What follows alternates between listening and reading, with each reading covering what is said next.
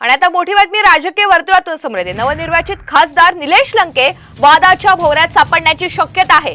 पुणे दौऱ्यादरम्यान निलेश लंके यांनी कुख्यात गुंड गजा मानेची त्याच्या घरी जाऊन भेट घेतलीये। कुख्यात गुंड गजा मानेकडून निलेश लंके यांनी सत्कारही स्वीकारलाय। दोघांच्या भेटीचा व्हिडिओ आता समोर आलेला आहे।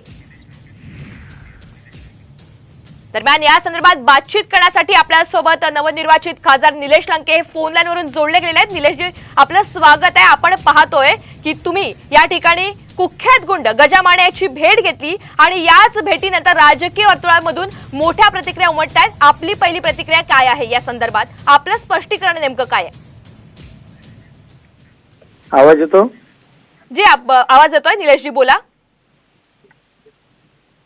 काल मी दिल्लीचे काही माझे कागदोपत्रे पूर्तता करून पुन्हा एअरपोर्टला आल्यानंतर आमचे एक सहकारी मित्र पवार नावाचे कुस्तीमध्ये एक नामांकित मल्ल म्हणून होते आणि त्यांचं कॅन्सर या आजाराने एक दुर्दैवी निधन एक 8 दिवसापूर्वी झालं।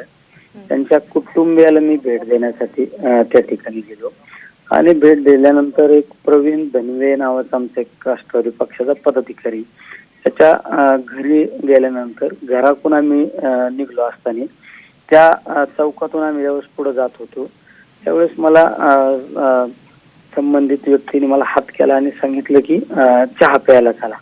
आता विशेष करून राजकारणात समाजकार्यात काम करणाऱ्या माणसाला कुणी पण उद्या हात केल्यानंतर थांबावं लागतं आणि त्याच्याशी बोलावं लागतं। तर मलाच संबंधित व्यक्तीची कुठली पार्श्वभूमी माहीत नव्हती।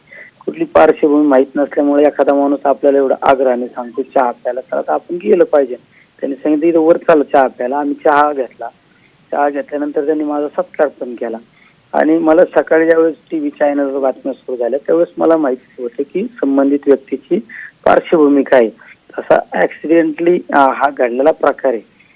अशा कुठल्या प्रकाराचा आणि या संबंधित व्यक्तीचा माझा कुठला हितसंबंध नाही, कुठल्या संबंध नाही।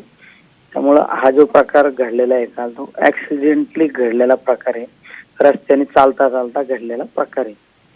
आपण निलेश जी असं म्हणताय ऍक्सिडेंटली हा सगळा प्रकार घडलेला आहे, आपल्याला पार्श्वभूमी माहित नव्हती असं सुद्धा तुम्ही म्हणताय। मात्र कुख्यात गुंड गजा माने हा म्हणजे प्रसिद्धच आहे असं म्हणावं लागेल।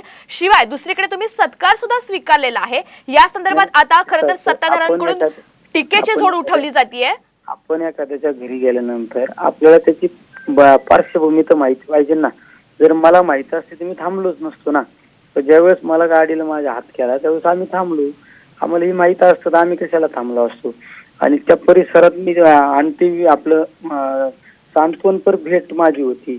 एका कार्यकर्त्याला भेट देऊन आम्ही रस्त्याने चाललो होतो। असं काही नियोजित काही प्लॅनिंग नव्हतं ना। जर मला नियोजित एखाद्या कार्यक्रमासाठी आपण नियोजित एखाद्या कार्यक्रमाच्या ठिकाणी गेलो आपल्याला त्यावेळेस ती सगळी पार्श्वभूमीची माहिती करून घेत असतो आपण। पण इथं चालू जो रस्त्याने एखादा माणूस भेटल्यानंतर त्याच्या कपाळावर लिहिलेलं नसतं ना तो कोण आहे काय आहे। आम्ही ग्रामीण भागातले आम्हाला शहरातले काही परिस्थिती माहिती नसते। मी काय तुम्ही जरी असते तर तुम्हाला माहित नसतं ना। निलेश जी आपण भूमिका स्पष्ट केली त्यासाठी आभारी आहे। तर आपण पाहतोय नवनिर्वाचित खासदार निलेश लंके वादाच्या भोरात आता सापडण्याची शक्यता आहे। त्यांनी